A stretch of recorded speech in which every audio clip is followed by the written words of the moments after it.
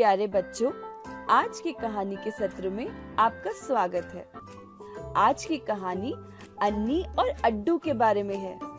इस कहानी में अन्नी और अड्डू आपस में बात कर रहे हैं। जानते हैं किसके बारे में? एक महत्वपूर्ण विषय के बारे में, कोविड के बारे में। कोविड के बारे में आप सबने सुना तो होगा ना कि इस कहानी में क्या होता है। अड्डू एक छोटे से घर में रहता था। उसका घर बहुत ही छोटे से इलाके में था। उस इलाके में बहुत सारे छोटे छोटे घर, हर घर में कई सारे लोग रहते थे। घर छोटे और लोग कई सारे। अड्डू सिर्फ 7 साल का है। वो अपने घर में बाकी लोगों की तरह कई सारे लोगों के साथ रहता है, जैसे मम्मी, पापा, उसकी बड़ी बहन अन्नी, उसकी दादी माँ, उसके दादाजी। जानते हैं अड्डू को अपने घर में सबसे ज्यादा कौन पसंद है? अपनी बड़ी बहन अन्नी।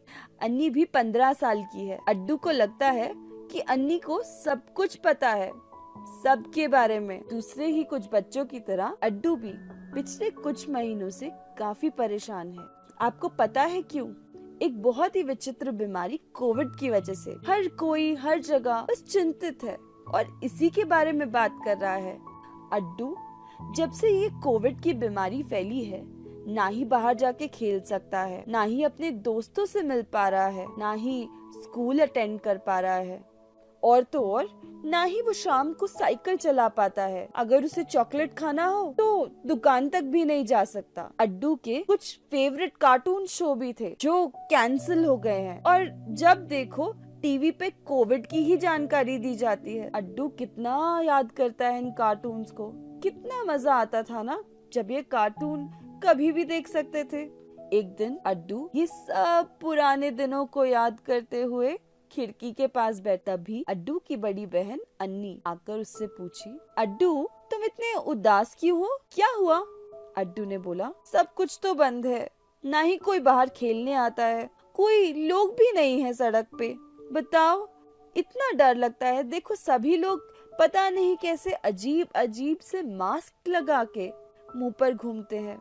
बहुत ही घबराहट होती है। अन्नी बोली, ओहो अड्डू, मुझे समझ में आ रहा है कि तुम बहुत उदास हो, और मुझे पता है कि तुम्हारे लिए चीजें बिल्कुल आसान नहीं लग रही हैं, और तुम जानते हो बाकी सभी बच्चे ऐसा महसूस कर रहे हैं। अड्डू बहुत ही चिड़चिड़ा होके बोला, अरे मुझे समझ नहीं आता ये कोविड क्या है? क्या है ये कोविड? और लोगों को क्यों हो रहा है? ये कैसे हो जाता है? अन्नी बहुत ही समझदारी से अड्डू को बोली, रुको मैं समझाती। कई सारे तरीके हैं जिनसे हम बीमार पड़ सकते हैं, और ज्यादातर ये बीमारियां हमें जर्म्स से मिलती हैं। जर्म्स? जर्म्स क्या होते हैं?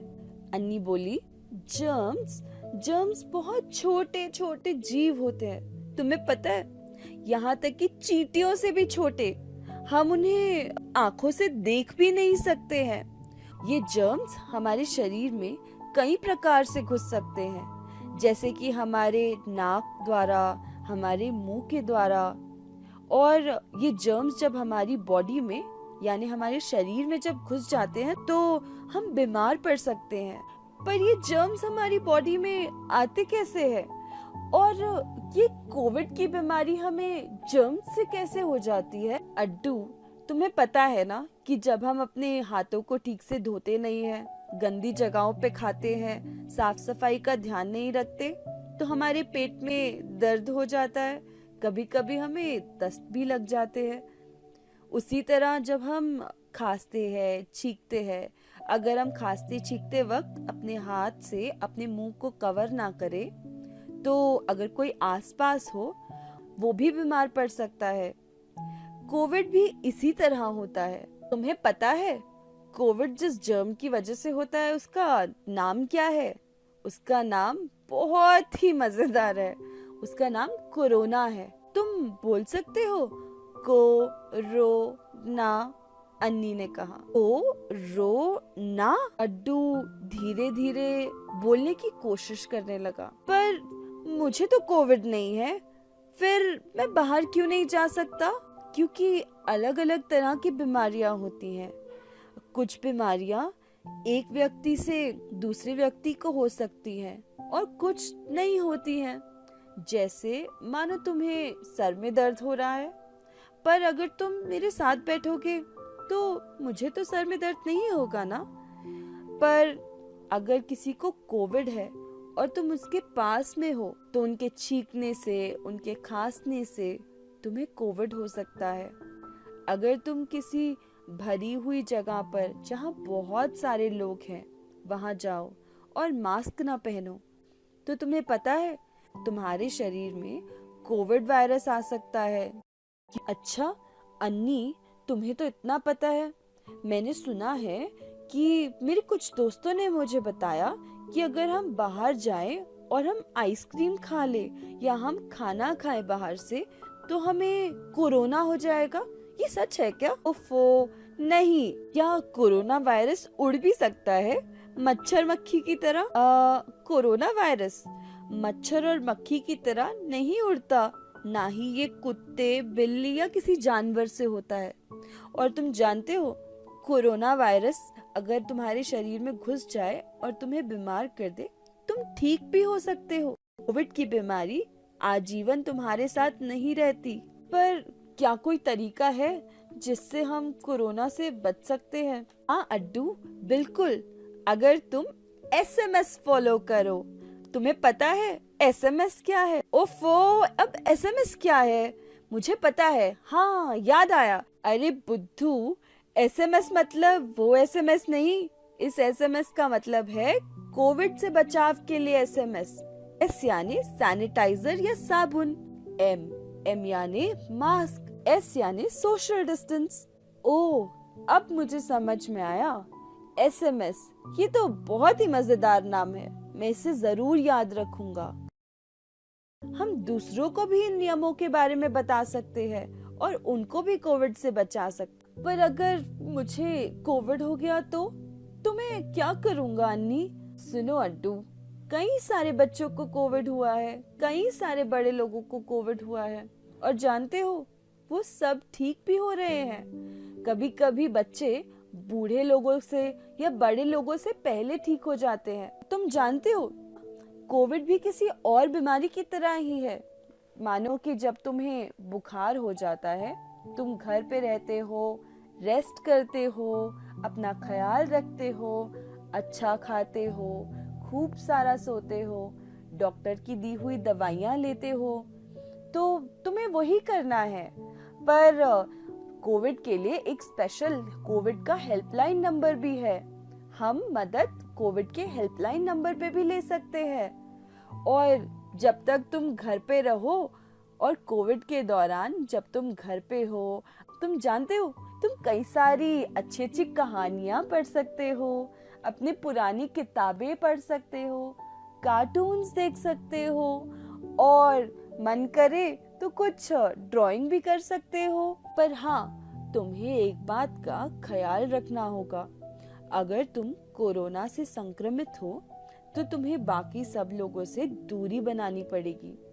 तुम्हें घर के किसी एक कोने या एक कमरे में रहना होगा ताकि तुम अपनी दादी माँ, दादाजी, उनके पास जाकर उन्हें ये बीमारी ना फैलाओ। ओफो अन्नी, पर ये कोविड कब जाएगा आखिर? ये कब खत्म होगा? अड्डू, ये किसी को भी नहीं पता कि कोविड आखिर कब खत्म होगा। ये एक नई तरह की बीमारी है। सभी लोग इसके बारे में जानने समझने की कोशिश कर रहे हैं। पर जानते हो अच्छी खबर क्या है? कि डॉक्टर्स ने इससे बचाव के लिए ऑलरेडी एक वैक्सीन बना ली है, हमारी सुरक्षा के लिए। पर अड्डू, वैक्सीन का ये मतलब नहीं कि हम जो मर्जी करें। डॉक्टर्स का कहना है वैक्सीन लगाने के बावजूद भी हमें SMS फॉलो करते रहना पड़ेगा। तुम्हें SMS तो याद है ना? सैनिटाइज करना, S माने हाथों को सैनिटाइज करना, M मतलब मास्क पहनना और सोशल डिस्टेंस मेंटेन करना। क्योंकि वैक्सीन हमें बचाव के लिए तो है, पर वो 100% सुरक्षा गारंटी नहीं करती।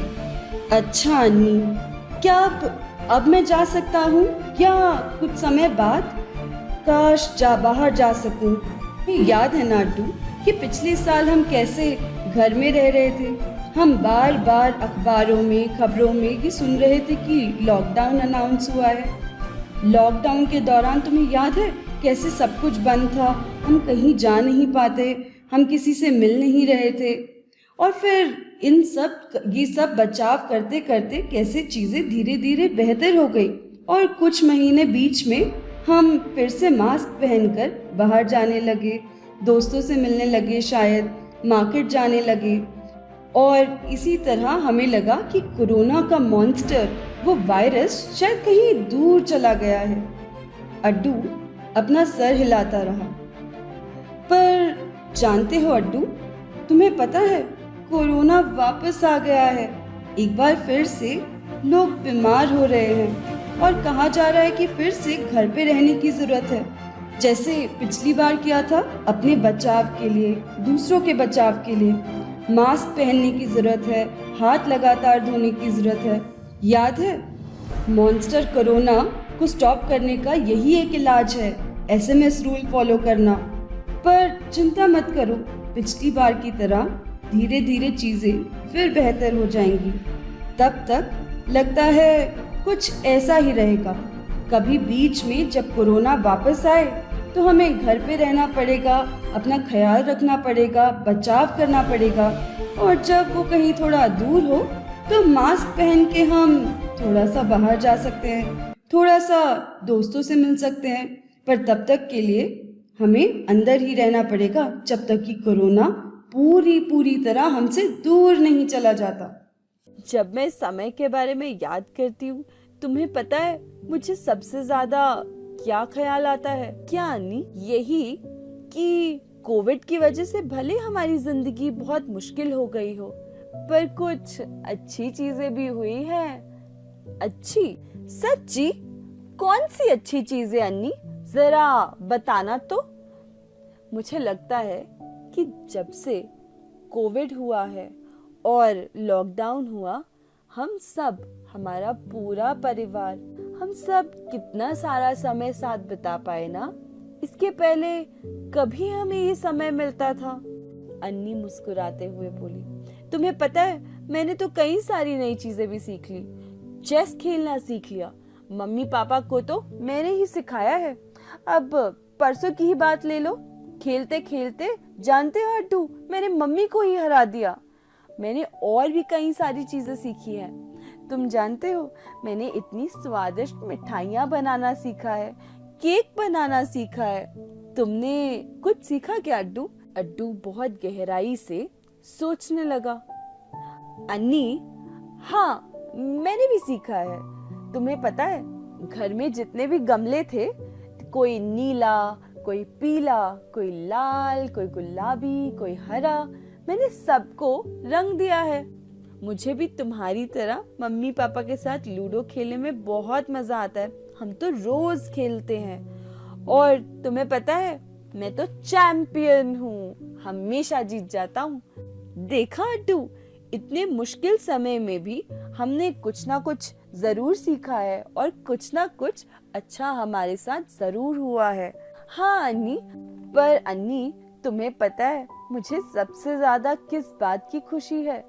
किस बात की अड्डू?